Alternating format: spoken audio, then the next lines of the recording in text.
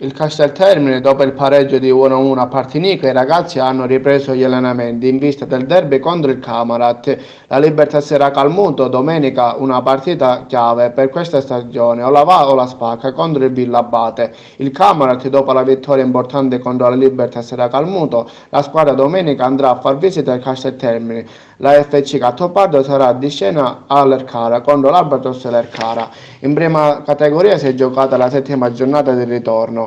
L'Empedoclina ha battuto il Ravanusa per 3-0, l'Angelo Cuffaro ha battuto il Master Pro per 3-4, l'Atletico Aragona ha pareggiato 0-0 contro il Gemini, Unità Sciacca ha pareggiato 0-0 a San Vitolo Capo, Real Menvi ha pareggiato 0-0 contro il Città di Cinisi. Dopo aver disputato l'11ª giornata di ritorno nel campionato di eccellenza, facciamo un quadro della situazione delle squadre agrigentine che scenderanno questo fine settimana per disputare la 12ª giornata di ritorno. Intanto questo pomeriggio si recupera la 10ª giornata di ritorno tra Profavaro e Canicattì, con fischio d'inizio alle ore 15.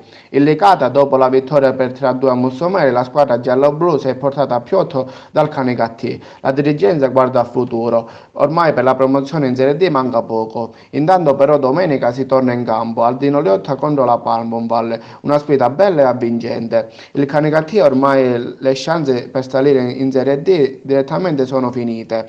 Ormai la squadra biancorossa punta alla Coppa Nazionale e domenica riceverà al Saraceno lo Sporting Club Marsala 1912 al Saraceno. La Profavara, dopo la sconfitta per 2-1 contro il Cusse Palermo, domenica prossima la squadra giallo-blu sarà in trasferta a Sant'Agata contro il Città di Sant'Agata, una sfida difficile ma non impossibile. L'Olympic Agras, dopo la partita sospesa contro il Don Carlo Misilmere, la squadra di Giovanni Farsone ha ripreso gli allenamenti in vista del match di sabato in anticipo a Palermo contro il Borgonuovo.